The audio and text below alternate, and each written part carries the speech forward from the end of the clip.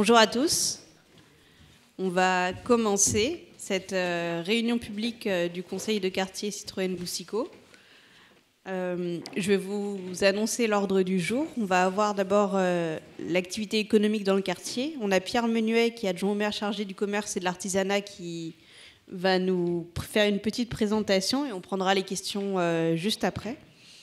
Et ensuite, on fera le point sur les aires de jeu dans le quartier. Donc, c'est Ségolène Fouché, qui est adjointe au maire, chargée notamment des conseils de quartier, dont le nôtre, qui fera un petit point sur les aires de jeu.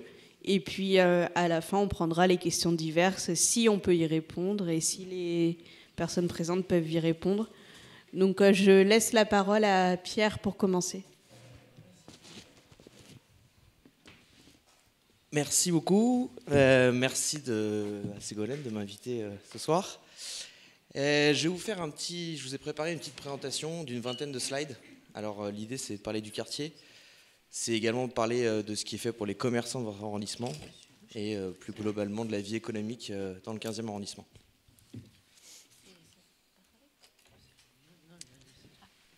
Alors, je vous ai fait un petit agenda. Donc, d'abord, je vais me présenter. Ensuite, je vais vous donner une vue d'ensemble du commerce, les secteurs de la restauration, les associations de commerçants, les terrasses estivales et les différentes animations et événements commerciaux que l'on organise dans le 15e. Alors, je me présente, Pierre Menuet. J'ai 30 ans. Je suis consultant senior chez Capgemini Invent. Je suis élu depuis 2020, chargé du commerce et de l'artisanat à la mairie du 15e.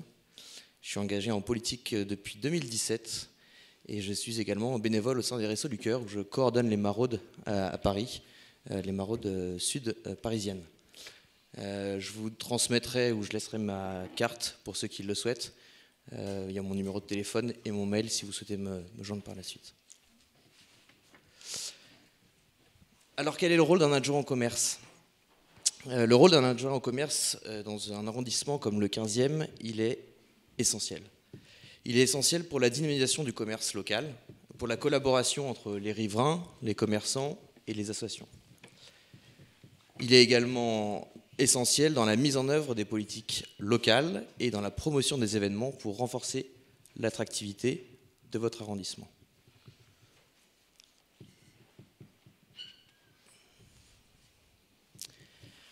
Alors, je vous ai fait un petit point statistique parce que je ne sais pas si vous avez forcément en tête le nombre de commerces qu'il peut y avoir dans le 15e arrondissement. Le 15e arrondissement, aujourd'hui, il abrite un peu moins de 5000 commerces. 5000 commerces et 900 restaurants. Ça, c'est un recensement qui date de 2023. Donc, on a perdu pas mal de commerces avec le Covid. Des commerces qui étaient déjà en grande difficulté financière avant Covid et qui malheureusement ont dû fermer leurs portes, mais qui ont été remplacés par de nouveaux types de commerces, et ce pour le plus grand plaisir des uns et des autres. Donc les plus grands commerces que vous avez dans le 15e, vous avez Beaugrenelle. Beaugrenelle, c'est 45 000 m² de surface commerciale. Vous avez également en face de Beaugrenelle les Galeries Lafayette, 8 000 m². Le village suisse, situé à côté de Maudepiquet-Grenelle et à côté du Champ de Mars, où il y a à peu près 140 boutiques sur place. Le taux de vacances, il est faible par rapport à Paris. On est à 9,3% de taux de vacances dans le 15e, ce qui n'est pas zéro, mais relativement aux autres arrondissements, on est sur un taux de vacances assez faible. Et le 15e, il bénéficie de 7 marchés. Donc je ne sais pas si vous êtes au courant, mais vous avez des marchés alimentaires partout dans le 15e. Vous avez le marché de la Convention, le marché Vasco de Gama, rue Le Courbe, le marché Saint-Charles, le marché Grenelle. Enfin, il y en a pour tous les goûts, dans tous les lieux de l'arrondissement et pratiquement sur tous les jours de la semaine. La mairie, on porte une attention particulière à ces marchés puisque ça crée une forme de lien aussi entre vous, entre nous. Je pense que vous nous voyez assez souvent pendant les campagnes politiques. Vous pouvez aussi nous voir avec le maire le week-end. Ces marchés alimentaires en semaine, ils souffrent énormément. Il y a de moins en moins de commerçants, donc il y a tout un travail qui est mené actuellement pour faire en sorte de leur redonner une compétitivité, ou en tout cas de faire en sorte qu'ils marchent mieux en semaine. Cette diversité commerciale, elle est cruciale donc pour vous, les habitants, parce qu'en fin de compte, tous les commerces de votre arrondissement, ils participent à la richesse économique et ils font vivre à la fois les commerçants et la vie sociale du 15e. Alors, comme je vous disais, il y a de nombreuses zones commerciales. J'ai parlé de Beaugrenelle précédemment, mais vous avez également la rue Saint-Charles, la rue de Vaugirard, qui a été fortement impactée par la double piste cyclable imposée par la ville de Paris. Malheureusement, on a une quinzaine de commerces qui ont dû fermer suite à la mise en place de cette double piste cyclable, qui du reste est très empruntée par les vélocyclistes, et on s'en félicite tous, mais qui facilite, et vous le comprendrez, pas forcément les livraisons pour les commerçants, et encore moins le stationnement pour vous si vous souhaitez aller chez ces commerçants. On a également d'autres parties du 15e qui sont plus résidentielles, je dirais, notamment plus résidentielles, avec moins de commerces et plus de jardins, ce qui fait qu'on a beaucoup d'habitants du centre de Paris, du 9e, du 11e, qui viennent dans le 15e en tant que jeunes couples, puisqu'ils peuvent profiter effectivement des différentes infrastructures sportives et des parcs et jardins qui ne sont pas forcément autant présents dans le centre parisien. Bon, je vais passer rapidement sur le rôle des commerces dans l'économie locale, j'y reviendrai par la suite. Mais il faut comprendre qu'on est passé de commerce à Paris où avant le commerçant avait sa boutique au rez-de-chaussée et vivait à l'étage. En gros, un bistrot ou un restaurant, le commerçant habitait l'arrondissement. Aujourd'hui, malheureusement, la plupart des commerçants qui vivent et qui travaillent dans l'arrondissement, ne vivent plus forcément dans l'arrondissement, mais par contre, ils créent de l'emploi. Ils créent de l'emploi, on organise des forums au niveau de la mairie du 15e où justement on fait se rencontrer les commerçants qui recherchent des jeunes avec justement ces jeunes qui, eux, recherchent du boulot. C'est bon pour le commerce, c'est bon pour les étudiants qui n'ont pas des heures de transport à faire et qui savent que dans leur arrondissement, ils peuvent trouver des emplois. Alors, secteur de la restauration, donc le 15e, il offre une large gamme de restaurants. Vous avez peut-être vu que dernièrement, on a un Burger King qui a ouvert sur la rue de Vaugirard. On a foule de restaurants italiens, de restaurants indiens, de bistrots français, de crêperies, de tout type de restauration et de cuisine du monde. Donc les plus de 900 restaurants du 15e vous permettent d'avoir une expérience culinaire unique pour vous et pour les touristes. Et à tout budget. Alors, le 15e arrondissement offre donc une variété de spécialités françaises, allant des classiques aux créations modernes, qui ravissent les papilles de tous. La diversité culinaire du 15e offre une expérience gastronomique unique pour vous tous, mêlant tradition et innovation. Et innovation, je peux citer par exemple un nouveau commerce qui a ouvert proche de la Croix-Hiver, où vous pouvez tout simplement venir entre amis dans un bain. Vous vous mettez dans un bain de bière et vous consommez votre propre bière entre amis. Comme quoi, on peut faire tout type de commerce aujourd'hui dans le 15e.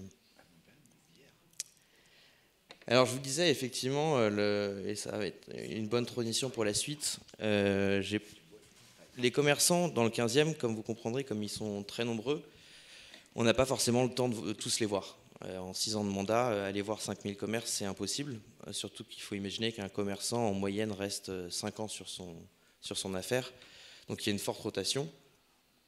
Et donc pour pallier à ça, et pour permettre justement un lien entre vous et les commerçants, on a créé des associations de commerçants. Donc dans le 15e, quand je suis arrivé, il y avait 17 associations de commerçants. Aujourd'hui, on en a 23.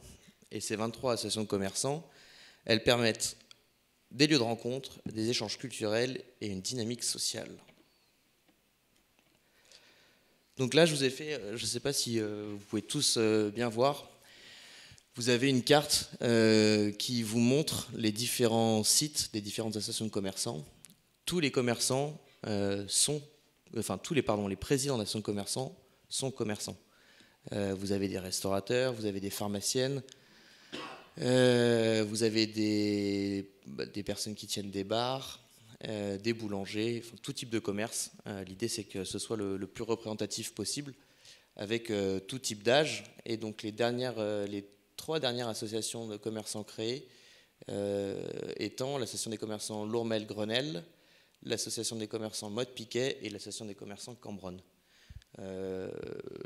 Pourquoi ce secteur? Tout simplement parce qu'on a eu, je pense que vous êtes plus qu'informés, on a accueilli les Jeux Olympiques dernièrement et on avait un gros sujet avec le préfet de police qui souhaitait faire retirer l'ensemble des terrasses pour les commerçants, ce qui n'était pas de notre point de vue pertinent, non pas par raison de sécurité, mais parce qu'il fallait que les Jeux Olympiques offrent une attractivité économique également et que les commerçants puissent en bénéficier, notamment par leurs terrasses.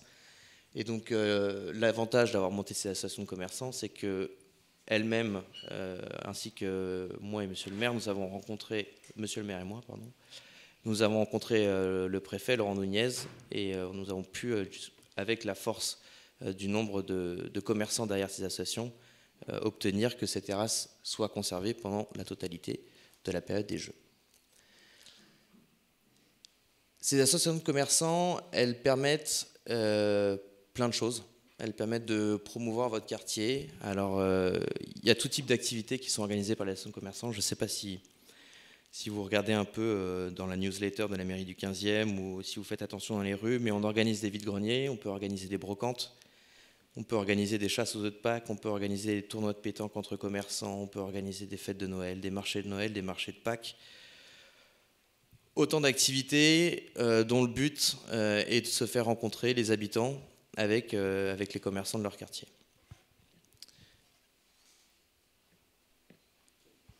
Donc je vous ai un peu illustré mes propos. Donc vous avez en haut à gauche une photo d'un vide-grenier organisé sous le métro Grenelle, un tournoi de pétanque avec les commerçants de Breteuil, une chasse aux œufs de Pâques. Et là, vous avez la photo en bas à droite qui est un pot organisé par les commerçants de la rue Saint-Charles. Et donc, ces associations de commerçants, forcément, pour exister, elles ont besoin de financement. Donc aujourd'hui, par rapport à l'époque de Jacques Chirac, où elles étaient financées à 50% par les subventions de la ville, aujourd'hui, elles sont financées à hauteur de un peu moins de 20%. Par les subventions qui sont votées chaque année en conseil d'arrondissement et en conseil de Paris au mois d'octobre. Mais forcément, ces 20% de subventions, ça ne permet pas à une association d'organiser ce type d'événement. Donc en parallèle de ça, je vous parlais de vide-grenier, de brocante ou de marché.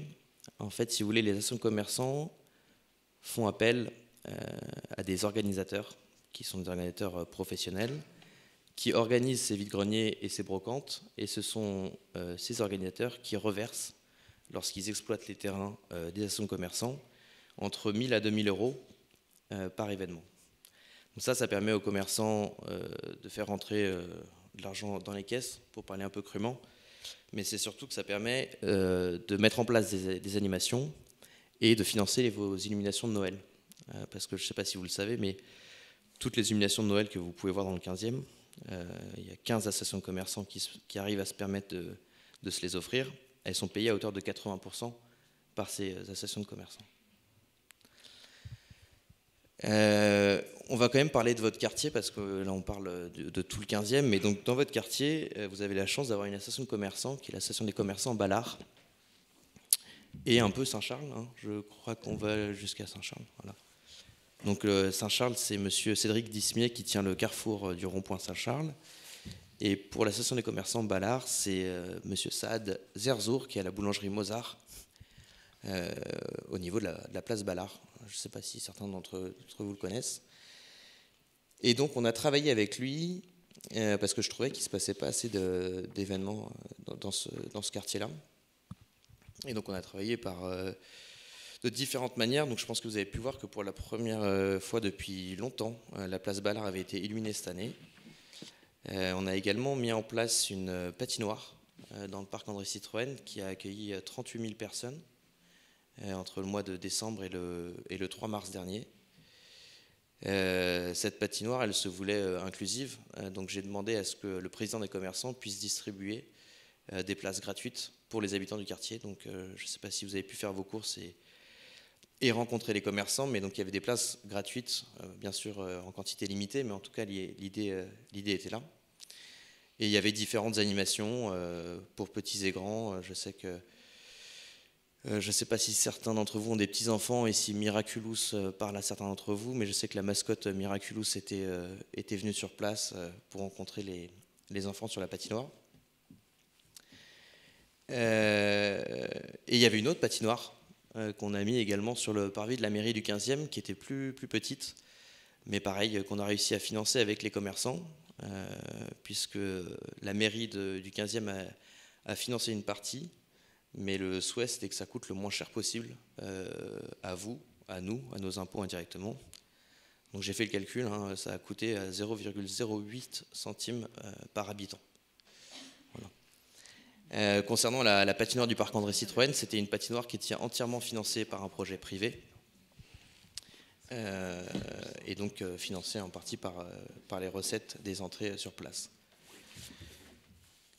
Compte tenu du succès de la patinoire, on va réitérer cet été un événement qui s'appellera Été en folie dans le parc André Citroën. L'idée, c'est de créer tout type d'animation et surtout un parcours familial avec parents et enfants et des projections de cinéma en plein air. Voilà.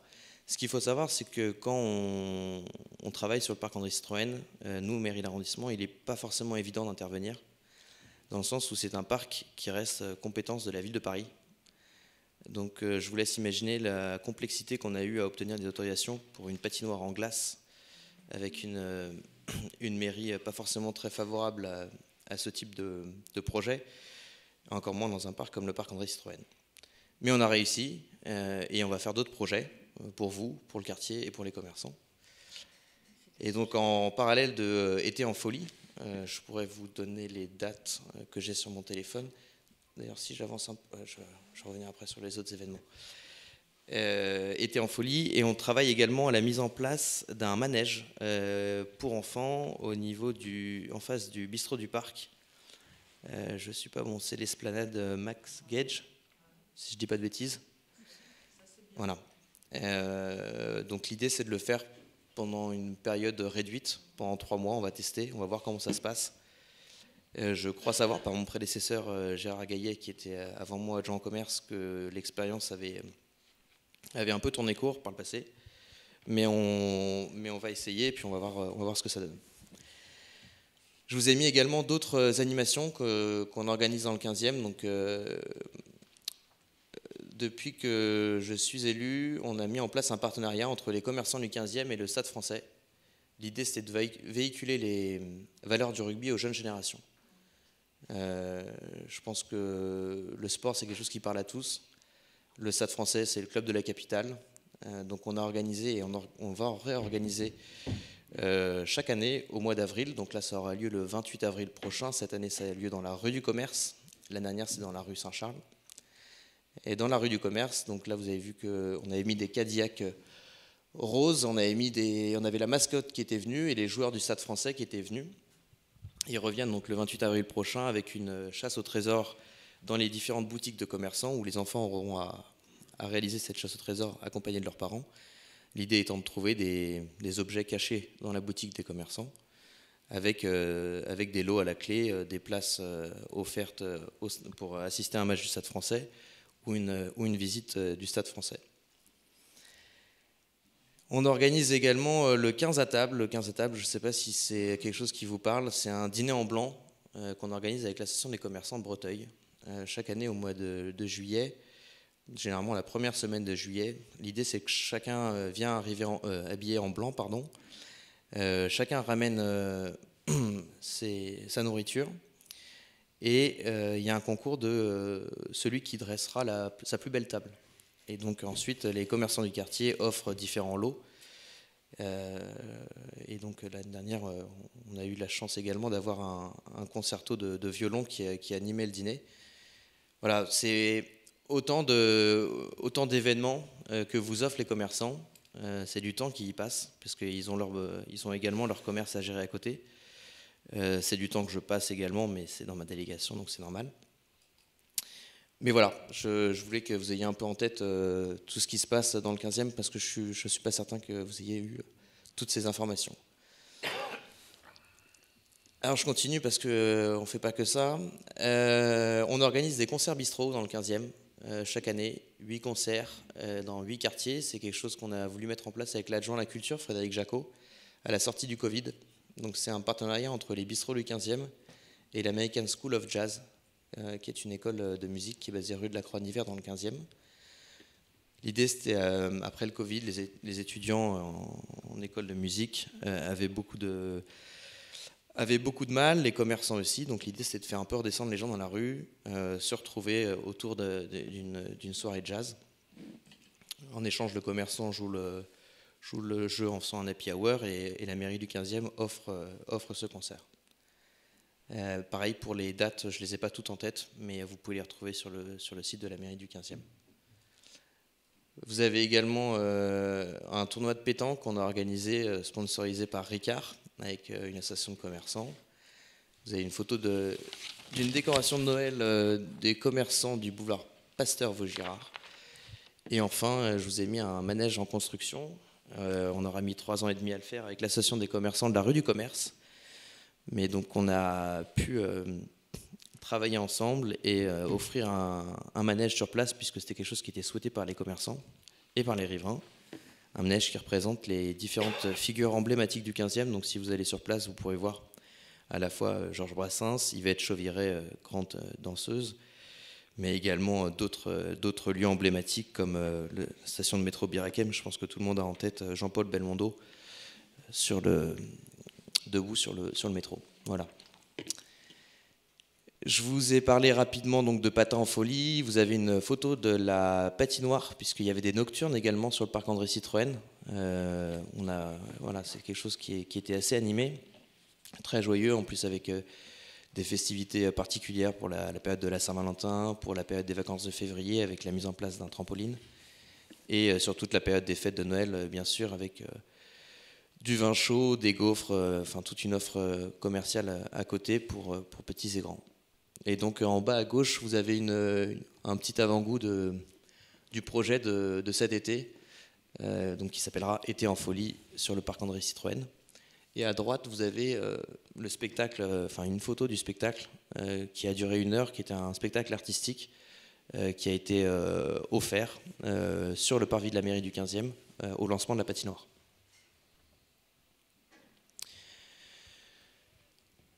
Je vais essayer de ne pas être trop long parce que ça fait un petit bout de temps que je parle, mais donc il faut imaginer que chaque année dans l'arrondissement il y a plus de 120 événements qui sont organisés, brocantes, vide-greniers ou autres. On organise également des campagnes de sensibilisation, donc on avait fait un partenariat avec l'association Skin, une association qui vient en aide aux femmes victimes, enfin en rémission d'un cancer, et notamment le cancer du sein. L'idée étant de mettre en relation une personne en rémission avec un artisan pour que l'artisan crée un bijou après avoir échangé avec la personne, et ce bijou étant unique une fois la création délivrée. Donc c'est un exemple de partenariat associatif. Je vous parlais du Stade Français un peu plus tôt. Je ne vais pas revenir sur les vides-greniers, les brocantes et les marchés gourmands, mais pareil, ça c'est des événements partout dans le 15e. J'essaie de me battre un peu, enfin on essaie de se battre un peu avec la ville de Paris pour faire en sorte que vous soyez mieux informés, parce que j'ai parfaitement conscience qu'il y a un vrai sujet d'information pour vous, habitants et riverains, notamment par la mise en place de banderoles. J'aimerais qu'il soit possible, moyennant des banderoles sur fond blanc avec écriture bleu marine, quelque chose qui soit propre, qui soit mis uniquement lors de l'événement, mais qui puisse informer les riverains, et que vous puissiez éventuellement vous emparer en descendant vous-même pour prendre un stand sur un vide-grenier. Et puis également des animations festives pour la fête de la musique, notamment le bal populaire qui revient chaque année avec les commerçants de la rue Brancion, où petits et grands viennent fêter l'été. Je vais faire un point très rapide sur les terrasses. Les terrasses, c'est un sujet un peu compliqué pour nous élus à gérer. Faut imaginer qu'à la mairie, j'ai la chance d'être épaulé par une conseillère municipale déléguée au commerce qui s'appelle Karine Legrand, mais on n'est que 2 pour faire tout ça. Dans le 15e, je vous disais au début, il y a plus de 900 établissements. On a une demande exponentielle de nombre de commerçants qui souhaitent occuper l'espace public, et forcément ça ne peut pas se faire à votre dépens, hein, parce qu'on n'a pas envie que vous souhaitiez quitter le 15e parce que vous n'avez pas à dormir pour X ou Y raison. Donc le dispositif terrasse estivale, il a été mis en place il a été imposé par la ville de Paris après le Covid. La proposition, elle est louable, hein, aider le commerce. Après, la réalité des choses est tout autre. L'idée, c'est quand même de supprimer du stationnement au maximum et essayer de remplir les caisses de la ville, parce que ces terrasses estivales elles ramènent quand même pas mal d'argent à la ville de Paris, puisque c'est l'occupation des sols. Donc aujourd'hui, on a validé, il faut imaginer que toutes les terrasses estivales qui sont demandées par les commerçants sont les terrasses estivales accordées du 31 mars au 31 octobre et jusqu'à 22 h strictement le soir. Les 475 terrasses estivales accordées aujourd'hui, elles ont toutes été vues une par une. On a des réunions en gros toutes les 3 semaines avec la direction de l'urbanisme, où on parle à la fois avec Google Maps et à la fois de ce que nous on a pu voir sur le terrain pour valider une à une les demandes. Les commerçants, à partir du moment où ils ont leur autorisation, ils ont une reconduction tacite. C'est-à-dire que chaque année, ils savent qu'ils peuvent remettre leur terrasse. Et par rapport à d'autres arrondissements où les terrasses estivales sont pérennes, c'est-à-dire que les commerçants peuvent les garder toute l'année, nous, dans le 15e, on a jugé que ce n'était pas forcément pertinent, puisque les terrasses ne peuvent pas être chauffées, elles ne peuvent pas être éclairées. Donc on est parti du principe que, de toute façon, il est préférable de le mettre en place uniquement l'été. Et puis je vous dirais quelque part que ça permet également d'avoir moins de problématiques de nuisances à gérer tout au long de l'année, même si sur les 475 terrasses, on a en gros moins d'une quinzaine d'établissements sur liste rouge qui sont revus en permanence lors des commissions de débit de boissons. Je vois qu'Anthony Samama est là, il travaille également en tant qu'adjoint chargé de la sécurité. On est en lien constant concernant ces nuisances et ces sujets. Et d'ailleurs, on a 2 établissements qui vont se voir retirer totalement leur terrasse cette année. Bon, le RET 2024, donc c'est le règlement étalage et terrasse. Donc en plus des terrasses estivales, il y a les terrasses des commerçants, et il y a également les étalages des primeurs, les étalages des fleuristes. Tout ça, ça passe en mairie d'arrondissement pour avis. Donc moi, je suis saisi. Avant c'était par voie papier, maintenant c'est par voie électronique, et on a en gros 3 mois pour rendre un avis. Si on ne rend pas d'avis au bout de 3 mois, l'avis est considéré comme favorable. Donc c'est à nous d'être le plus méticuleux possible pour s'assurer qu'il n'y ait pas de trou dans la raquette. Je crois qu'au final, j'ai pu faire à peu près toute la présentation. Je vous ai parlé des marchés locaux, des animations de rue, des vides-greniers et brocantes, des marchés gourmands. Donc les marchés gourmands, il y a différents types de marchés gourmands. Il y a les marchés de Noël également, le marché de Noël du Quai Branly, le marché de Noël Montparnasse, le marché gourmand de Motte-Piquet, le marché gourmand de la rue du Commerce. Tout type de marché, l'idée étant sur ces marchés de faire en sorte au maximum que les personnes présentes sur ces marchés soient des commerçants du 15e. Ce n'est pas toujours possible, parce qu'il faut imaginer que le commerçant doit à la fois tenir sa boutique et tenir son stand. Et souvent, ils préfèrent uniquement garder leur boutique et ils n'ont pas les moyens financiers de gérer les deux en même temps. Voilà, j'espère que je n'ai pas été trop long. Je voulais vous donner un petit aperçu du commerce dans le 15e et je me tiens à votre entière disposition pour répondre à vos éventuelles questions. Merci. Je vais d'abord prendre les questions des conseillers de quartier et puis après j'ouvrirai les questions à l'Assemblée. Est-ce qu'il y a des questions parmi les conseillers sur le commerce ? Oui, Monsieur Servière. Vous avez à peine survolé la question des marchés en semaine qui étaient en difficulté. Vous aviez dit que vous pensiez à des choses. Quelles sont ces choses auxquelles vous pensez ?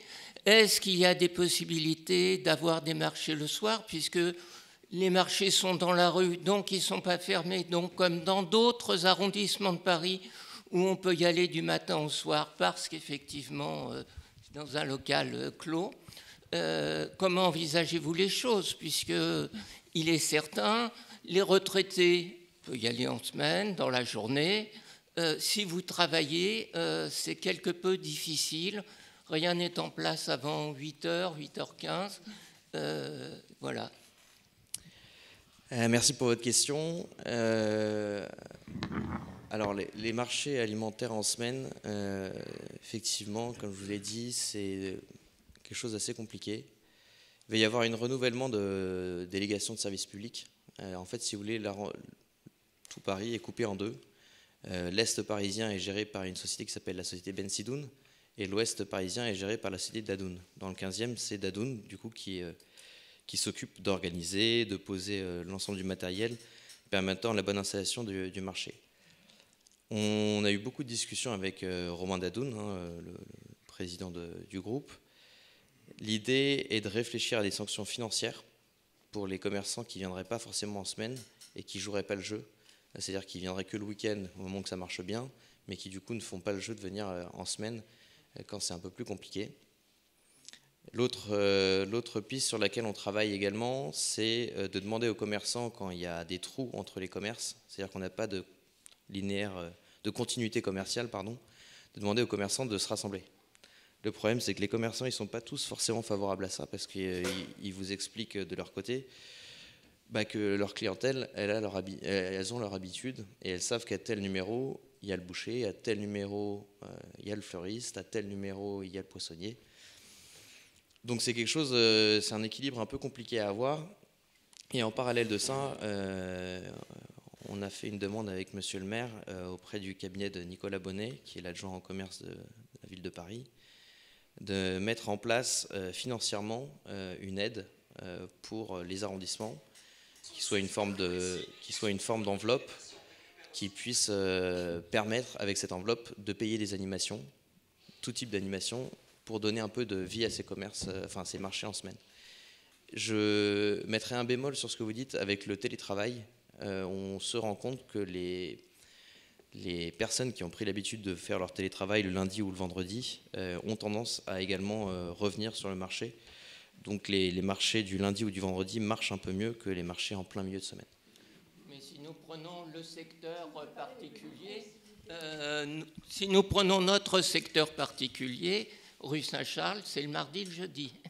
Le vendredi, je veux dire, mardi, vendredi. Donc celui du mardi, d'ailleurs, beaucoup de commerçants habituels sursoient parfois à leur venue. Le mardi. Oui, j'entends. Vous avez différents types de commerçants sur un marché. Vous avez des commerçants sédentaires et vous avez des commerçants volants. Le sujet qu'on a, c'est que comme on a de moins en moins de commerçants sédentaires en semaine, ils sont de plus en plus remplacés par des volants. Les volants, c'est pas forcément très intéressant, ni pour vous ni pour nous, puisque c'est d'autres types de commerce. C'est des personnes qui vont vendre des parapluies, des chaussettes, enfin tout type d'articles, mais qui ne sont pas, entre guillemets, le marché fermier comme on peut l'imaginer. Donc non, on y réfléchit. Après, l'idée, c'est pas de bêtement taper sur le commerçant qui vient sur le marché financièrement, mais c'est de réfléchir intelligemment à comment repenser les marchés en semaine. C'est quelque chose qui est toujours... on continue à mener une réflexion là-dessus. Pour l'instant, on n'a pas la solution magique, mais en tout cas, je pense que ça passera et par l'animation et par la prise de responsabilité de ces commerçants qui, ne venant que le week-end, ont tendance à un peu casser le marché en semaine. Voilà ce que je pouvais vous dire là-dessus. Merci. Madame Dany. Oui, moi j'aimerais juste déplorer un peu la fermeture de tous les commerces dans notre quartier. Parce que déjà, on n'a plus de banques, et il n'y a plus de caisses automatiques, distributeurs automatiques.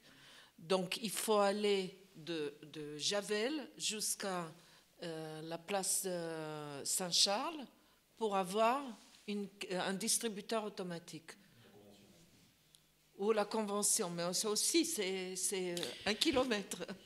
Je trouve que c'est pas normal qu'on n'a pas au moins un distributeur, vu que la Poste, on nous a enlevé aussi.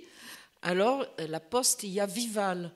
Alors, peut-être dans un supermarché qu'on met un distributeur automatique aussi. Parce que sinon, On n'a plus de liquide. Moi, j'ai plus de liquide hein, parce que je ne vais pas me payer Place Saint-Charles juste pour aller chercher de liquide. Voilà. J'entends. Et ça, c'est une chose. La deuxième chose, c'est la fermeture des restaurants et la fermeture de commerce. Il y avait Bio, c'est bon, bien. Ça, c'est le problème des casinos. Et justement, Bio, c'est bon, on a un très beau projet qui va ouvrir au mois de mars. Je ne sais pas si vous avez entendu parler. Oui. Non, Bio, c'est bon, c'est un sujet que j'ai suivi de très près. Je ne sais pas si parmi vous, j'ai pu échanger avec vous par téléphone. Bio, c'est bon, on a eu mal à partir avec le groupe Carrefour qui voulait ouvrir un énième Carrefour sur place. Oui. J'ai rien contre le groupe Carrefour, hein, je suis ravi. Mais je trouve qu'il y en a déjà beaucoup dans le quartier. Et alors, je ne veux pas trop en dévoiler, mais c'est un très beau projet qui va ouvrir. On a négocié les loyers courant février et ils doivent ouvrir fin mars, début avril. Mais aussi un magasin bio. C'est un magasin de fruits et légumes. Fruits et légumes. Parce qu'il y avait aussi les magasins équitables qui a fermé. C'est la même chose. Ouais. Donc il y avait et il y a les restaurants qui étaient dans la rue de Montagne des Gouales, je crois, qui a fermé. Il y avait la boulangerie qui a fermé. Bien. Je parle juste dans un secteur de 100 mètres. On a énormément de magasins et de restaurants qui ont fermé. Il n'y a plus de nettoyage à sec dans le quartier. Alors, le nettoyage à sec, moi, c'est pas trop ma délégation, mais en tout cas, ce que je peux vous dire sur le commerce, déjà concernant les banques, je fais le même constat que vous. Le problème, c'est que moi, je ne peux pas imposer une banque de rester ouverte. Les consommations des populations, elles évoluent. Je suis désolé de le dire, mais moi, le premier, j'ai très peu de liquidité sur moi. Je paye souvent avec mon téléphone ou avec ma carte bleue. Ouais. Je ne dis pas que c'est une bonne chose. Hein. Franchement, je suis pas sûr moi, de moi. J'ai pris l'habitude de ne plus avoir de liquide, hein, parce que je ne vais pas me payer aller à 1 kilomètre pour aller chercher de liquide. Donc, on peut comprendre que, par définition, les banques préfèrent fermer leurs locaux plutôt que de payer des loyers importants pour peu d'usage. Concernant la fermeture des commerces, je ne suis pas forcément de votre avis. On a une salle de sport qui a ouvert rue Gutenberg. On a Madame Charles qui a été repris. Jérémy a fait un très bon boulot. Il y a le projet du 80 rue Ballard à la place du Bio, c'est bon. Donc l'entreprise, je vais vous le dire, hein, qui s'appelle Finiterrest. C'est un jeu de mots entre le Finistère et la grand-mère du patron qui lui demandait de finir ses restes quand il était petit. Et en gros, c'est des paniers, de fruits et légumes à des prix défiant toute concurrence. C'est une entreprise française, bretonne, et dont moi je me réjouis de l'ouverture pour le quartier. Il y a également un autre commerce qui a ouvert un peu plus haut sur la rue Ballard. Après, quand un commerçant ferme ou est à 2 doigts de fermer, moi, je peux échanger avec eux, je peux mener des négociations directes ou indirectes avec le bailleur, mais je ne peux pas imposer au bailleur de baisser son loyer. Et en fait, je ne peux pas intervenir sur des relations qui sont purement privées. Partout dans le 15e, il y a des commerces qui ferment, mais au bout d'un certain temps, il y en a qui réouvrent. Enfin, la majorité des bailleurs, c'est des bailleurs sociaux. Alors là, on peut négocier. Où je parlais des commerces qui ont fermé, c'est des bailleurs sociaux. C'est des bailleurs sociaux de la ville de Paris ? Oui. Oui, je veux bien que vous me donniez d'autres adresses un peu plus tard, parce que la plupart des adresses des bailleurs sociaux, je les ai remises en route, dans le quartier. Bien. Merci. Est-ce qu'il y a d'autres questions parmi les conseillers de quartier ? Non, on va ouvrir à la salle. Est-ce qu'il y a des questions dans la salle pour Monsieur Menuet ? Oui, monsieur, avec le bonnet. Le micro, on va vous passer un micro. Ça a été évoqué rapidement, c'est un petit peu en marge de notre quartier, mais pour tous ceux qui habitent près de Ballard, c'était important. Le casino a fermé. Moi, j'aimerais juste savoir ce qui va reprendre, à quel moment à peu près, voilà, avoir des informations, parce que quand on va là-bas, il n'y a pas du tout d'informations. Quand on est devant, on n'a aucune information. Merci. Alors, je suis désolé, mais je ne serais pas à même de vous apporter une réponse ce soir. Non, sincèrement, je ne sais pas. C'est un peu compliqué d'avoir en tête les 5000 commerces et savoir ce qui se passe pour les uns et les autres. Je vais vous laisser mes coordonnées, monsieur. Je vais prendre les informations et je reviendrai vers vous par téléphone ou par mail.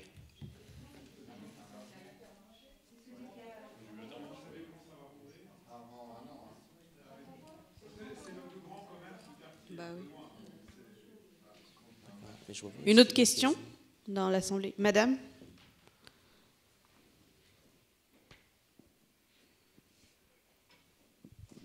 Oui, merci beaucoup pour cette présentation. J'aurais 4 remarques à faire. La première, ce serait qu'est-ce que vous pensez faire ou quels sont vos projets pour inciter les commerces à créer une accessibilité à leur commerce? Parce que la loi du 11 février 2005, et il y a eu quand même les 20 ans, et en fait, il n'y a pas plus. Et c'est vrai que c'est quand même un peu choquant. Par exemple, vous voyez des nouvelles boutiques, pour ne pas la nommer, la boulangerie qui se trouve place de la Convention, enfin place Geneviève de Gaulle-Antoniose, qui a ouvert et qui n'a absolument pas fait de rampe d'accès, alors qu'elle a 2 ouvertures et il y a largement la place de faire une rampe. Donc, qu'est-ce qu'on peut faire pour pas inciter? C'est pas inciter le mot, hein, c'est appliquer la loi. Il y a une petite nuance quand même. Ça, c'était ma première remarque. Ma deuxième remarque, c'était sur les terrasses. Vous avez parlé des terrasses estivales. Mais par exemple, la semaine dernière, il faisait très doux. C'est très agréable d'être en terrasse, au soleil, pour prendre un café. Il ne faut pas croire qu'une terrasse, c'est forcément bruyant et que ça gêne tout le voisinage. Ça peut être vraiment très tranquille, prendre un café. Donc, pour essayer de joindre la sécurité et l'activité économique des commerçants, est-ce que, par exemple, on ne pourrait pas, mais ça, je suppose que c'est au niveau de la mairie de Paris, de faire des avancées de trottoirs au niveau des carrefours, ce qu'on appelle des oreilles, et quand il y a un bistrot, un café, l'agrandir un petit peu plus, ce qui fait qu'on peut mettre quelques chaises le midi pour prendre quelque chose, voilà. Donc ça, c'était une idée. Ma troisième remarque, c'était concernant les marchés. Bon, c'est vrai que c'est une activité économique importante, mais honnêtement, quand on est piéton, pour essayer de traverser en tant que piéton le marché de la Convention, c'est pas possible. Les 2 trottoirs sont pris. Plus, quand vous traversez, vous avez les camions des marchés. La Convention, on sait que c'est un problème depuis des lustres, à double sens. Est-ce qu'il n'y aurait pas un moyen de réflexion de faire que sur un trottoir et prendre de toutes les perpendiculaires, toutes les petites routes secondaires, mais au moins qu'on respecte un peu le piéton? On dit qu'il faut absolument le trottoir, c'est absolument consacré aux piétons, mais on s'aperçoit qu'il y a toujours quelque chose. Là, c'est le marché, mais ça peut être les panneaux publicitaires aussi. Donc, constamment, vous avez les commerçants qui empiètent sur le trottoir impunément. Et juste ma dernière remarque, et c'est fini, c'est sur les étalages. Bon, c'est très bien les étalages des commerçants, hein, c'est évident, ça fait partie de leur commerce. Mais par exemple, vous en avez un rue du Commerce, bon, c'est pas le quartier, mais c'est un exemple. Pour vous dire, il s'appelle Panier Fraîcheur, il est à peu près avant la rue de Émile Zola, et le trottoir est très étroit à ce moment-là, et il y a une place de livraison. Est-ce que ce ne serait pas possible de condamner cette place de livraison quand elle n'est pas occupée, mais pour éviter le stationnement sauvage, parce que normalement on n'a pas le droit de se garer, mais bon, elle se gare, pour permettre aux piétons et aux clients de pouvoir regarder l'étalage en toute tranquillité. Parce qu'honnêtement, aller voir en semaine et même le week-end, au Panier Fraîcheur, franchement, un fauteuil roulant ne peut même pas passer. Hein, donc, si on agrandit un petit peu, on le fait de temps en temps, hein, quand il y a des vides-greniers, des choses comme ça. Bon. Mais là, est-ce qu'on ne pourrait pas le faire systématiquement pour avoir plus de place pour les piétons, pour circuler sur les trottoirs? Voilà. Merci. Ok. Alors, la première question, c'était... L'accessibilité des commerces. Comment faire pour les inciter ou les obliger à faire quelque chose quand même pour rendre leur commerce accessible? Il faut savoir que les commerçants propriétaires, déjà, c'est rare.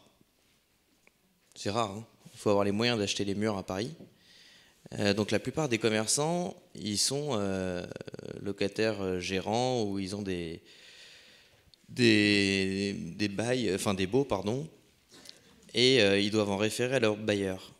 Je pense qu'on a déjà échangé à ce sujet ensemble, madame. À Paris, vous avez des immeubles qui sont classés, des immeubles haussmanniens avec des boutiques en rez-de-chaussée. Des travaux demandant la mise en place de l'accès PMR, ça sous-entend de toucher à la façade d'un immeuble. Ça sous-entend la réunion d'une assemblée extraordinaire de copropriété. Et je doute que les différents copropriétaires soient d'accord pour toucher à la façade de l'immeuble. Ça, c'est le premier point. Le deuxième point, les commerçants ne réalisent pas tous des travaux, en tout cas dans les nouveaux locaux commerciaux, mais achètent plus des pentes en aluminium qui peuvent rentrer et sortir en fonction.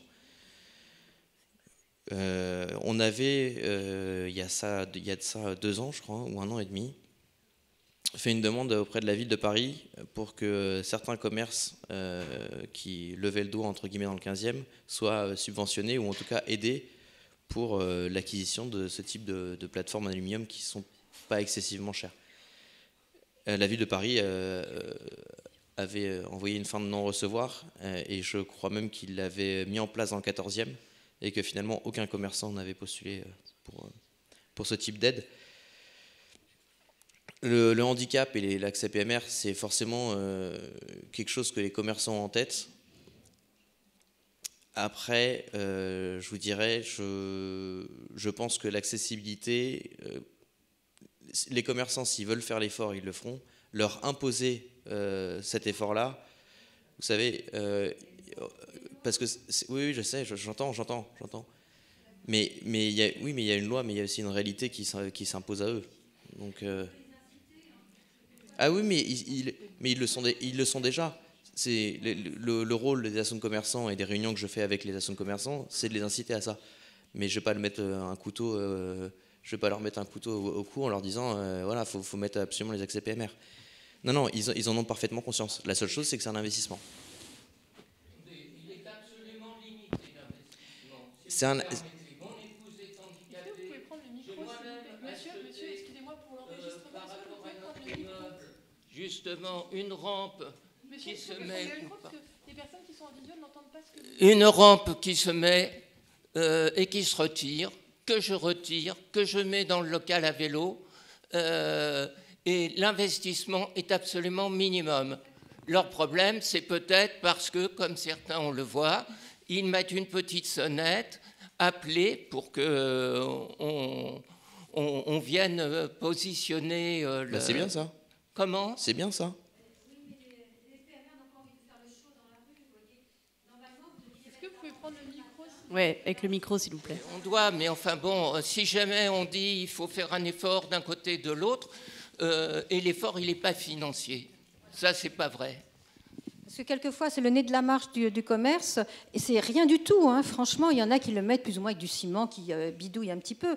Donc, franchement, ce n'est pas un gros investissement. C'est simplement une volonté et de les inciter à le faire. Donc, voilà, ce n'est pas un gros investissement. Hein. Et bon, d'autre part, ensuite, les autres questions. La troisième question, c'était faire des oreilles. Alors, bon, d'ailleurs, en plus, c'est parfaitement lié avec votre deuxième question. Je ne sais pas si vous vous déplacez souvent dans Paris, mais en ce moment, Paris, il y a des travaux partout. Partout. L'accessibilité PMR, elle est strictement très compliquée partout. Donc, avant d'accéder à un commerce, il faut déjà arriver à accéder à sa propre rue. Et puis après, on réfléchira au commerce. Faire des travaux à chaque coin de rue pour faire des oreilles pour un commerçant, pour lui permettre de mettre 4 couverts en plus, je dirais que l'investissement, parce que c'est notre argent, hein, c'est vos impôts, c'est mes impôts, c'est nos impôts à tous, l'investissement et le coût, et même ne serait-ce que la disponibilité logistique des équipes de la voirie, c'est impossible à réaliser. Non, en tout cas, ce qu'on essaye de faire, c'est, quand on le peut, je vous assure que les terrasses estivales, les habitants, ils ont mon portable. Quand je suis appelé à 2 ou 3 heures du matin, je vous assure que c'est un enfer. Et je le fais pour vous, habitants, pour défendre votre sommeil. Alors peut-être que vous n'avez pas de commerce en rez-de-chaussée, mais je vous assure que quand les commerçants ne respectent pas, c'est moi qui prends, c'est la police qui doit intervenir. Moi, le but, c'est que les commerçants, dans le 15e, ils marchent. Et ils marchent bien et qu'ils fructifient leur argent et qu'ils fassent de l'investissement encore meilleur, qu'ils restaurent, qu'ils rénovent et autres. On essaye de faire au mieux. J'ai pas de solution miracle, mais en tout cas, faire des travaux sur le domaine public pour adapter à chacun des 900 restaurants, ou en tout cas à la plupart, c'est mission impossible. On réalise actuellement de gros travaux sur la rue de la Croix-Nivert, où déjà l'ensemble des trottoirs seront doublés de part et d'autre en termes de taille. Donc ce sera des trottoirs beaucoup plus larges. On a déjà d'ailleurs des commerçants qui sont intéressés pour y mettre des terrasses, mais justement on veut aussi permettre le bon accès aux PMR, aux habitants, aux femmes en poussette ou autres. Donc on essaye de veiller à ce que tout ça cohabite. Le quatrième point, c'était convention, le marché convention. Le marché convention, on réfléchit à en supprimer un en semaine. Oui, c'est pas le quartier, effectivement. Oui, je pourrais répondre comme ça. En tout cas, il y a une réflexion, enfin, juste que vous ayez en tête, il y a une réflexion de la ville de Paris pour mettre à sens unique la rue de la Convention. Quoi ? Oui, non mais... Donc nous on se bat pour l'instant pour pas que la continuité de ce qui a été fait rue d'Alésia dans le 14e soit fait dans la rue de la Convention, parce que là ça tuerait tout commerce. On peut voir le haut de la rue d'Alésia, je suis désolé, mais pour avoir rencontré un peu des commerçants du 14e, c'est devenu un coupe-gorge. J'ai conscience que la situation n'est pas idéale. Il y a des couloirs de bus sur la rue de la Convention. Agrandir les trottoirs, ça voudrait dire une circulation encore plus complexe pour les voitures. Dans le 15e, on n'est pas anti-voiture. Je n'ai pas de réponse à apporter dans l'immédiat. On essaye de penser au mieux. Après, est-ce que réduire et passer plus qu'à 2 marchés en semaine, enfin, après, c'est vrai que monsieur a raison, on est sur le quartier Boussicaut Citroën, je pense que... Mais on peut en reparler avec plaisir. Oui, non, mais c'est le même problème pour le marché Saint-Charles. C'est le principe. Quand il y a un marché, pourquoi les 2 trottoirs sont pris par les commerçants, enfin, par les étalages? Vous voyez, c'est ça le problème. Et est-ce qu'on ne pourrait pas faire en sorte qu'il y ait toujours un trottoir pour les piétons? Vous voyez, en s'étalant peut-être plus dans les rues secondaires. C'était ça. Donc c'est une généralité, pas uniquement dans le 15e, mais dans Paris même. À la limite. On peut réfléchir à ça. Après, si on fait que d'un côté, déjà ça veut dire qu'au niveau des sols, il faut refaire toutes les douilles au sol pour permettre l'implantation du marché. Et le problème, c'est que ces marchés, ils sont implantés des 2 côtés pour la simple et bonne raison que quand il y a un marché, les commerces de la rue, les commerces installés dans la rue, qui ne sont pas des commerces marchands, bénéficient soit positivement, soit négativement de ces marchés. Et donc en fait, si admettons demain je décide de faire le côté impair, enfin si on décide de faire le côté impair de la rue Saint-Charles, le côté pair va me dire mais pourquoi monsieur Meunier, pourquoi est-ce qu'on n'a plus de marché devant chez nous? Oui, mais à ce moment-là, vous pouvez le faire une semaine sur 2. Vous voyez, dans la réflexion... Vous imaginez pas, madame, vous n'imaginez pas la complexité logistique... Je retire mon idée. Vous n'imaginez pas la complexité logistique que cela demande de monter et de démonter plus de 67 marchés pour le groupe d'Adoun, avec des marchés qui parfois ont lieu sur plusieurs jours dans les mêmes endroits, dans le 15e, dans le 16e, dans le 17e. Déjà la circulation est assez compliquée comme ça, il faut voir les camions qui arrivent pour apporter les différentes infrastructures. C'est trop compliqué.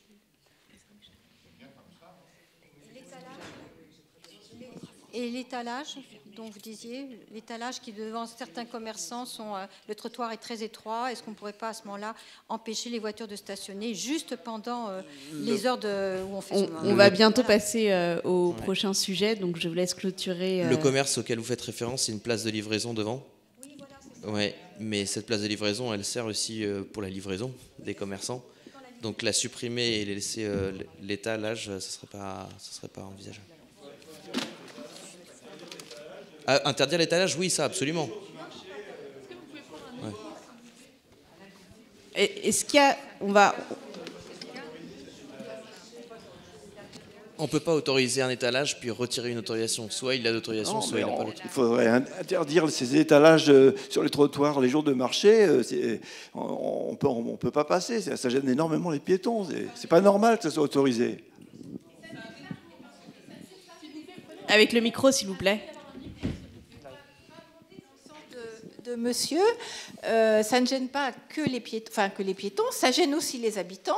Et je prends l'exemple de ma fille et de mon gendre qui habitent 153 rue Saint-Charles, donc à côté du primeur qui empiète sur le trottoir. Mon gendre ne peut pas passer avec son vélo pour emmener ses enfants à la crèche et aller au travail, ou avec la poussette double, parce qu'il n'y a pas la place. Il ne peut pas passer entre les étalages, il ne peut pas sortir de chez lui. C'est à quel niveau de la rue Saint-Charles? 153. Ok. Bah, Il y a à droite le primeur. Les jours de marché, c'est vraiment très difficile. Donc il faudrait trouver une solution pour permettre aux habitants de sortir de chez eux. Bon, on va regarder le 153 rue Saint-Charles. Bon, on va clôturer sur ce sujet. Madame, on prend la remarque de madame. Encore. Et après, je clôture, on passe au sujet suivant. Ça concerne la pharmacie qui a été en travaux pas mal de temps, qui a été reprise, donc rue Saint-Charles.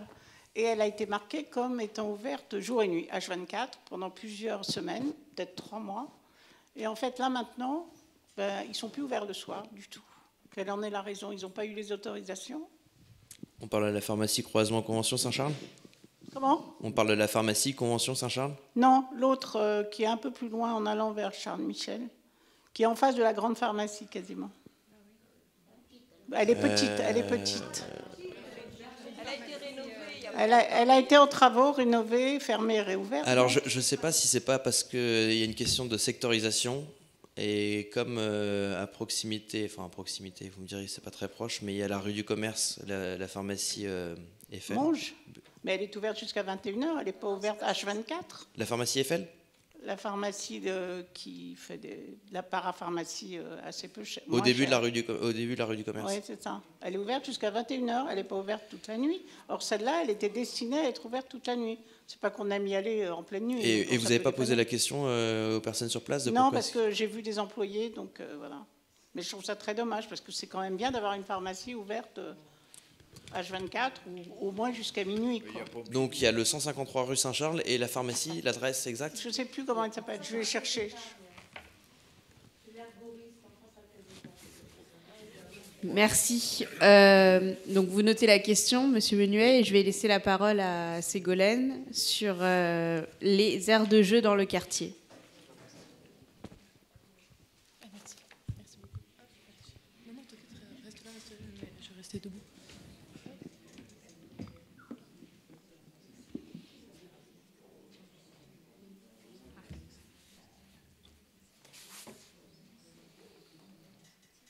En bas à droite. Super, merci beaucoup.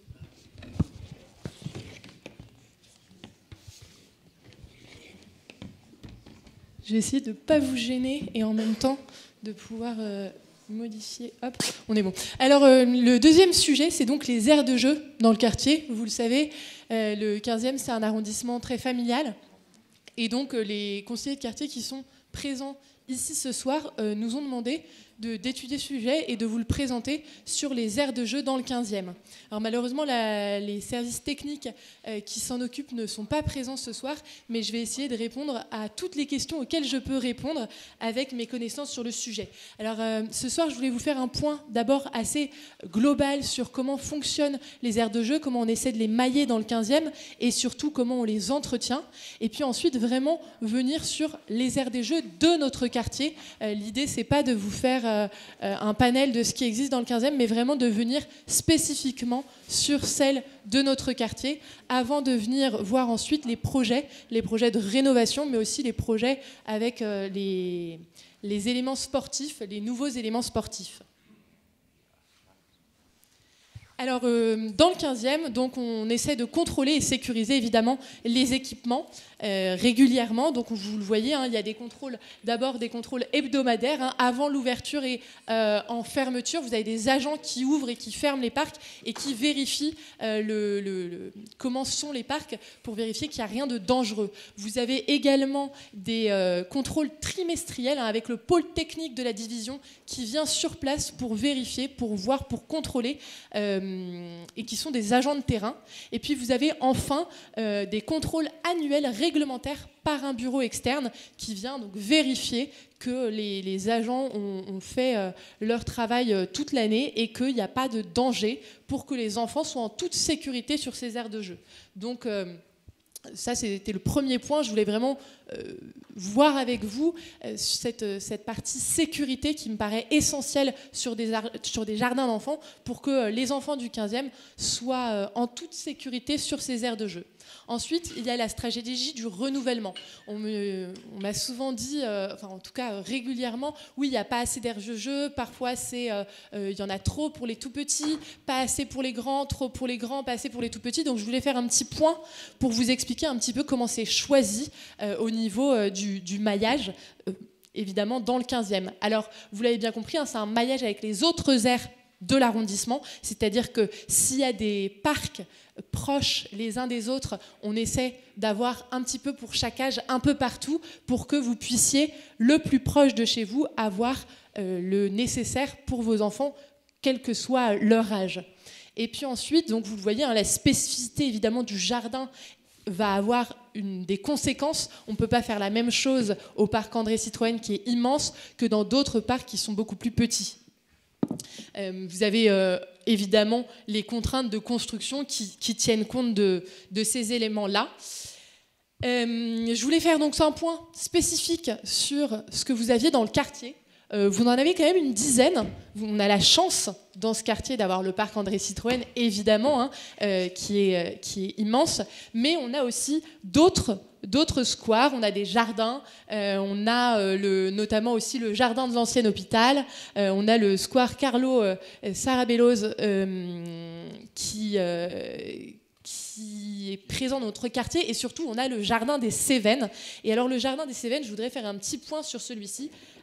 Avant ça, je vous illustre les différents parcs, les parcs et les squares dont je vous parlais. Donc en fait, sur la carte, vous avez géographiquement où est-ce qu'ils sont placés dans le quartier, et ensuite quelques images pour développer mon propos. Je ne sais pas si vous avez tous en tête ces différents squares, parcs et jardins qui font partie de notre quartier, mais voilà, on a quand même la chance dans ce quartier d'être bien doté en aire de jeu d'enfants. Et comme je vous le disais, je voulais faire un petit point sur le parc, sur le square Cévennes, puisqu'il est vieillissant aujourd'hui, mais ne vous inquiétez pas.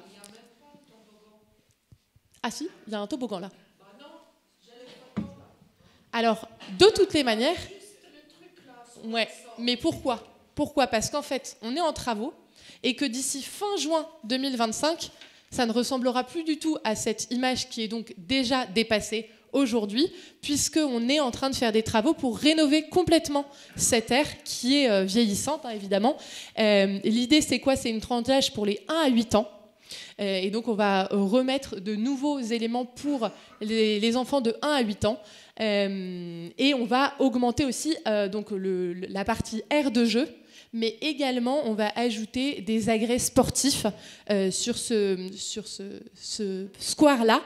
Et on a, vous voyez, hein, les travaux que ça coûte. Hein, je pense que c'est important aussi que vous ayez une idée de combien ça coûte à chaque fois qu'on a un projet, parce que c'est nos impôts qui permettent ce genre de rénovation. Donc c'était pour moi important. Alors concrètement, qu'est-ce qu'il va y avoir ? Il va y avoir tout ça, tous ces nouveaux jeux. Alors vous voyez, vous avez des jeux un petit peu comme ce qu'il y avait avant, mais vous en aurez plus. Et puis vous avez des choses qui... Alors il n'y aura pas de toboggan comme ce qu'on a pu voir, mais il y aura un autre type de toboggan ici, plus sécurisant pour les enfants. Et vous voyez, à chaque fois, vous avez les différences. Donc là, c'est de 1 à 6 ans, mais là, vous voyez, ça commence à partir de 2 ans. Là, ça va jusqu'à 8 ans. L'idée, en fait, c'est de pouvoir en avoir un peu pour tous les âges, mais de 1 à 8 ans. C'est un jardin qui va être spécifique pour les 1 à 8 ans. Avec évidemment une reprise pour un sol amortissant pour que les enfants ne se blessent pas si jamais ils tombent.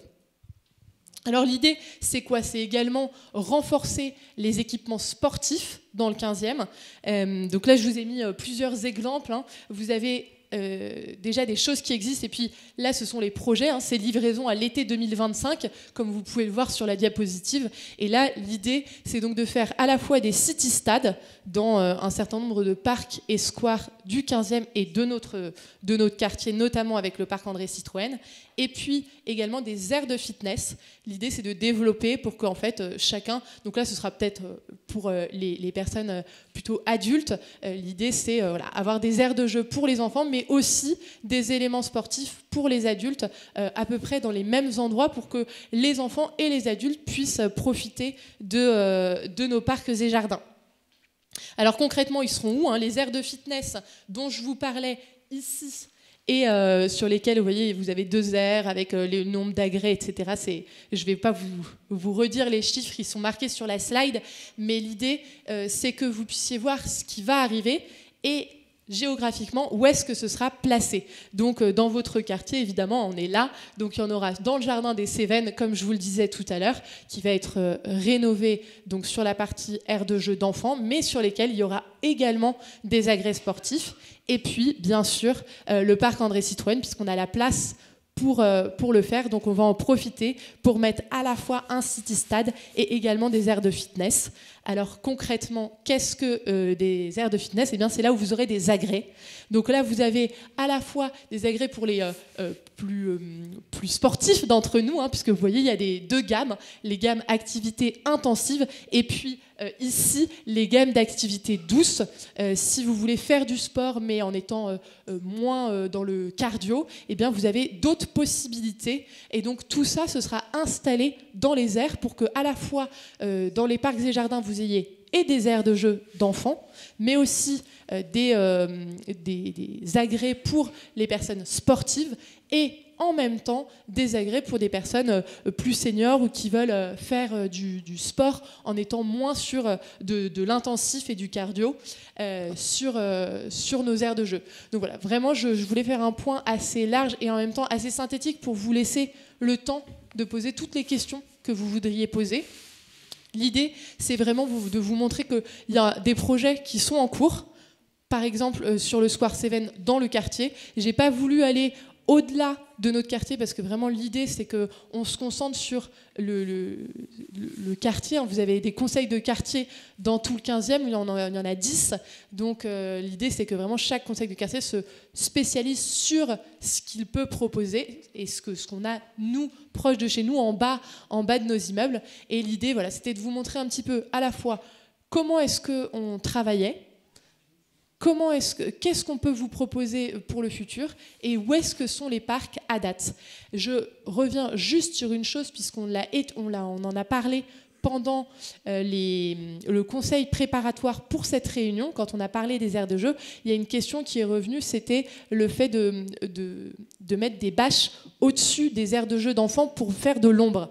Alors, sachez que j'ai transmis la question et elle est en étude. Évidemment, sur ce genre de jardin, ici, c'est tellement, il y a tellement d'arbres et il y a tellement d'ombre directement que ça ne sert pas ça ne servirait pas puisqu'il y a l'ombre. En revanche, sur des jardins comme ceux-là, là où il y a moins d'ombre, eh bien, c'est une question qui s'est posée en réunion préparatoire et donc qui a été transmise pour étude au service technique. Donc voilà, je prépare les questions. Cette question est en étude. Je ne peux pas vous en dire plus actuellement, mais elle sera réfléchie. Mais voilà, je tenais quand même à vous remettre le plan pour qu'on ne me dise pas que dans le quartier, il n'y a que le parc André Citroën. On a la chance d'avoir le parc André Citroën, mais on n'a pas que le parc André Citroën. Écoutez, merci beaucoup de votre écoute et puis je me tiens à votre disposition pour les questions. Merci Ségolène. On va prendre d'abord les questions des conseillers de quartier qui n'ont pas été évoquées par Ségolène. Oui, Madame Danit. Ok. Moi, j'ai le souhait, j'avais fait aussi pour avoir des balançoires. Alors, le balançoire le plus près se trouve au parc André et Georges Brassens. C'est quand même loin. Il n'y a pas un balançoire. Il y a un autre balançoire qui se trouve... Georges Brassens ou André Citroën ? Dans le parc André Citroën, c'est un balançoire où il y a 6 enfants qui sont assis. Il y a des petits, des grands, et il y a ceux qui ne veulent pas que ça soit fort, ceux qui veulent que ça soit fort. Ce n'est pas du tout le même balançoire qu'on trouve parc Georges Brassens. Et parc Georges Brassens est le seul doté des balançoires dans tous les 15e arrondissements. Alors il faut quand même André dire... Citroën, vous avez des balançoires également. Où André Citroën. Le parc André Citroën. Non. Il y en a une. Je suis passée devant, donc je vous assure qu'il y en a une. Non, il n'y a pas. Si. Je suis passée devant encore il n'y a pas longtemps, et en plus de ça, on nous a dit qu'il y avait des problèmes de sécurité. Il y a un truc rond comme ça. Il y a un truc rond comme ça où il y a 6 enfants assis là-dessus, de l'âge de 1 an jusqu'à l'âge de 6 ans. Alors, il y a ceux qui veulent que ça soit fort, ceux qui veulent que ça soit moins fort, et c'est la seule chose qu'il y a. C'est comme vous m'avez dit dans les jardins de Cévennes, il y a seulement un élément. J'ai les photos, je suis passée là-bas, je vous ai envoyé les photos. J'ai essayé de vous l'expliquer pour le Square Cévennes. Okay. Le Square Cévennes, il est en réfection, et il sera livré fin juin 2025. Ok, mais en attendant, ça c'est quand même très pauvre. Il faut bien dire. Alors, tous les enfants de notre quartier, le dimanche matin, je vous invite à passer. Ils sont tous au parc Blanc. Ils sont tous...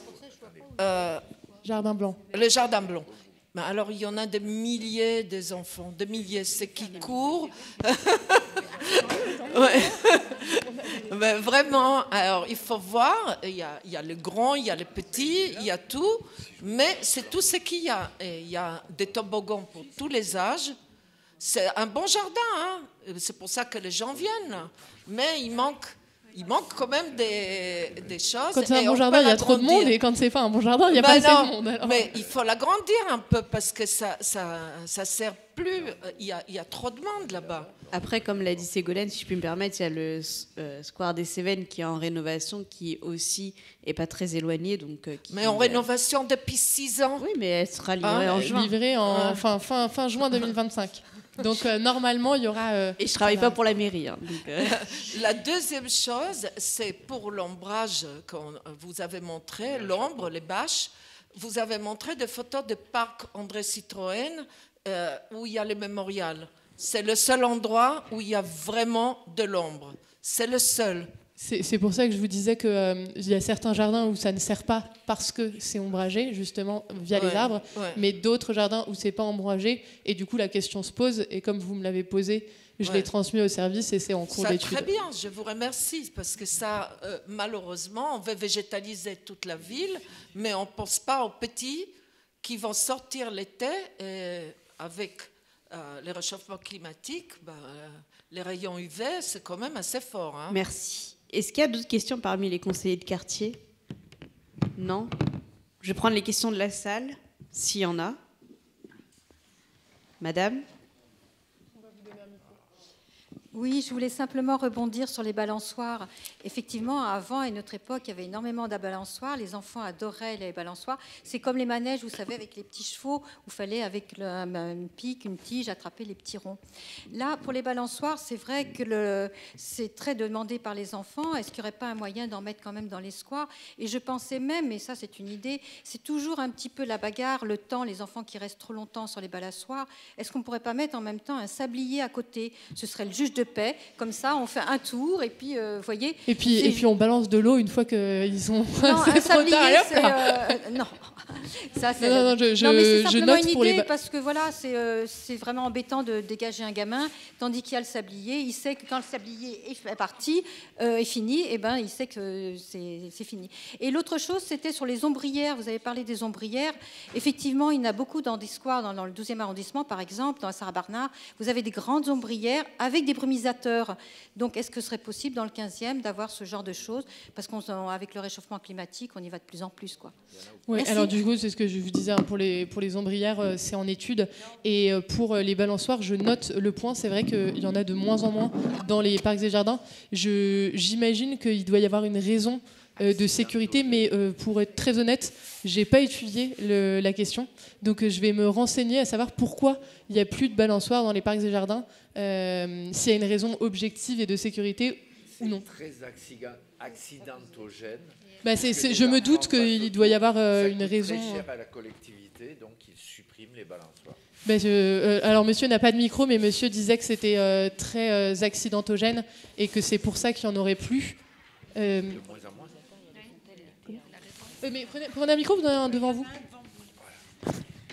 Les parents veulent de la sécurité, mais à côté de ça, ils veulent aussi des balançoires. Mais des balançoires, ça va en avant, en arrière. Si un enfant passe à côté, il va être touché, accidenté. C'est un bras cassé, c'est accidentogène. Et voilà. Donc les collectivités suppriment les balançoires parce que c'est dangereux. Étant donné qu'il n'y en a plus dans aucun parc, je me doute que c'est une question de sécurité. Et c'est la raison que je vous avançais, mais comme je n'ai pas de façon certaine la raison, je me doute que c'est ça, donc je vous l'avance, mais j'en suis pas certaine, et donc je me renseignerai pour en être certaine. S'il vous plaît, parce que dans le 11e, par exemple, il y a des balançoires. Alors pourquoi le 11e, c'est quand même dans Paris, et dans le 11e, c'est je vais me renseigner. Je vais me renseigner. Les balançoires, effectivement, pour une question de sécurité, c'est dans un espace bien délimité et c'est bien marqué à la responsabilité des parents. C'est un peu comme au jardin Citroën, enfin au parc Citroën, pour les jets d'eau, c'est bien marqué sous la responsabilité des parents. Et les balançoires, effectivement, c'est la même chose. C'est souvent un espace réservé à part. Non, il y a écrit que c'est interdit les jets d'eau. Est-ce qu'il y a d'autres questions ? Oui. On va prendre les dernières questions de la salle et puis après, je laisserai un moment pour les questions libres. Est-ce qu'il y a d'autres questions sur les aires de jeu ? Non. On clôture. Est-ce qu'il y a des questions annexes que vous voudriez poser ce soir et auxquelles il y aura peut-être ou peut-être pas les réponses, mais est-ce qu'il y a des questions ? Oui, Madame en rouge. Oui, bonsoir. En fait, c'est pour une question de sécurité dans le quartier côté Aqua Boulevard. Je suis allée vérifier, il n'y a pas de lumière, il n'y a plus de spots lumineux sous le tunnel le périphérique. C'est noir, noir, noir. Il y a 17 réverbères qui ne fonctionnent pas. Entre le tunnel du périphérique qui va à l'Aqua Boulevard, voyez, jusqu'au ministère de la Défense, au feu rouge. Et quand vous sortez d'Aqua Boulevard à 22h, moi, tout l'hiver, j'avais le trouillomètre, j'avais peur de me faire agresser, ou que vous sortez du cinéma à 23h, sous le pont, il y a 12 luminaires néons qui sont éteints. Et ça fait 3 mois que ça dure. Alors, je ne sais pas, aujourd'hui, on se fait agresser partout, à n'importe quelle heure. Et là, de nuit, moi, je ne vais plus à l'Aqua Boulevard le soir, parce que j'ai peur. Bah, je comprends, mais je suis très étonnée parce que j'en ai pas entendu parler. Enfin, ça m'a pas été remonté par quelqu'un d'autre. Et si ça dure depuis 3 mois, je trouve que c'est... c'est grave. Alors, oui, effectivement, c'est pas le quartier. C'est certain, c'est pas le quartier, mais c'est mon autre quartier. Mais ça fait donc du coup, je partie suis du étonnée que 15e. ça m'a, comme on a eu la réunion, le conseil de quartier hier sur le quartier de l'Aqua Boulevard, personne m'a remonté cette information, mais donc je le note, et je vais le transmettre à l'adjoint en charge de la voirie, mais je vais vérifier ce point-là parce que je suis... Là, je suis arrivée en retard parce que je suis allée vérifier, voir s'il y avait de la lumière. C'est pour ça que je suis arrivée en retard. Excusez-moi, je suis arrivée à 7h30 parce que je voulais voir. Comme maintenant il fait jour, on ne va rien vous dire. Mais moi, cet hiver, j'avais très peur pour rentrer du sport d'Aqua Boulevard ou du cinéma même. Ça finit à 23h. Et vous savez bien que tout le monde se fait agresser dans la rue, surtout Ballard. C'est pas le quartier le plus en sécurité. J'espère pas que tout le monde se fait agresser, mais effectivement, de manière générale, il est important que les réverbères fonctionnent. Ballard, c'est réputé pour je vais vérifier. Je suis désolée. Mais est-ce que vous l'aviez signalé dans... Non, moi je... Dans ma rue. Non, moi je pars face to face, c'est mieux comme ça. Excusez-moi, vous avez une personne au premier rang qui voulait faire un commentaire sur le sujet. Oui, d'une manière générale aussi, la rue Ballard est pas toujours très bien éclairée, notamment le début de la rue Ballard, près du rond-point Mirabeau. Il y a 2 grands lampadaires qui sont éteints depuis des mois. On a fait des photos avec des amis pour transmettre, je ne sais plus sur quel site, mais ça ne bouge pas. Mais Donc, alors dans ces cas-là, n'hésitez surtout pas à me l'envoyer directement à mon adresse mail. Moi, je transmets tout de suite au service. Et en fait, vous avez quelqu'un qui va vérifier directement après. Donc, franchement, n'hésitez pas. Enfin, je le dis aussi aux conseillers de quartier. Hein, c'est aussi votre rôle de nous remonter ces informations-là pour que, justement, tout le monde se sente en sécurité. Parce que c'est pas normal que les réverbères ne fonctionnent pas s'ils ne fonctionnent pas. Donc, merci pour cette remontée d'informations. Et puis, n'hésitez pas à directement me l'envoyer par mail. Ne pas attendre 3 mois pour me faire remonter l'information. Parce que c'est un peu dommage. On aurait pu tout de suite travailler le point. Merci. Monsieur Anvers. Oui, c'est à propos de l'état des routes. Là, c'est toujours dans un état déplorable, des nids de poules partout. Pour les cyclistes, c'est absolument épouvantable, quoi. Alors, ça fait des années que ça dure et il n'y a toujours rien. Alors, je crois que ce n'est pas de votre ressort, mais essayez d'intervenir quand même. Alors, est-ce que vous avez un endroit en tête en particulier? Je vous dis ça pourquoi? Parce que moi aussi, j'aimerais que toutes les routes du 15e soient refaites. Malheureusement, les budgets sont limités, hein, vous le savez. Et donc, l'idée, c'est qu'on vient faire là où c'est le plus urgent en premier, et puis ensuite on essaie de s'occuper au fur et à mesure des endroits pour qu'évidemment ce soit le plus sécure possible, mais malheureusement au regard des budgets on doit choisir des priorités, donc si vous avez un endroit en tête en particulier, n'hésitez pas. L'augmentation de la taxe foncière de l'année dernière, franchement, il doit y avoir le budget, hein. Franchement, alors on se demande où passe le fric, hein. Bon, d'autre part, ça c'est pas les mairies d'arrondissement, hein. C'est au niveau de la ville de Paris, hein. Bon, d'autre part, à propos des travaux, je ne sais pas si c'est de votre ressort, mais moi j'ai l'impression qu'il y a de plus en plus de gravier partout. Ils ne nettoient pas quand ils ont fini les travaux. Mais maintenant, c'est infernal pour marcher. Il y a des graviers partout. Vous avez un endroit précis en tête? Partout, rue de Lormel, rue des Cévennes, partout pratiquement. Ça va être compliqué de vous répondre comme ça de façon aussi... Regardez rue des Cévennes, rue de Lourmel, par exemple. J'irai voir. Il y a plein d'endroits comme ça, hein. C'est vraiment désagréable de marcher là-dessus. Merci. Est-ce qu'il y a une autre question? Oui, madame avec l'écharpe rose.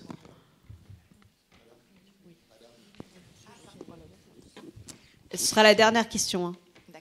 Alors, moi, j'ai juste une question concernant je crois que ça s'appelle le square des Grands-Mères, qui est en haut de la rue Ballard. Ce petit jardin, qui est très, très mignon, fait l'objet de travaux incessants depuis la fin du Covid. Ce qui, à mon sens... De quel square parlez-vous? Alors, je crois que c'est au pont Mirabeau. Au bout du pont Mirabeau. Okay. Le petit square des Grands-Mères, je crois qu'il s'appelle tout au bout de la rue Ballard. Voilà. Ouais, je vois, ouais. Quai André Citroën, rue Ballard, est sorti du tunnel. Depuis 4 ans, ce square fait l'objet de travaux incessants. On fait, on défait. Ça doit représenter des millions d'euros. Et j'aimerais savoir pour quelles raisons on fait et on défait. L'année dernière, il y a eu au moins pendant 6 mois des travaux. Alors, non, les pierres, je crois que c'était cette année, mais il y a 1 an.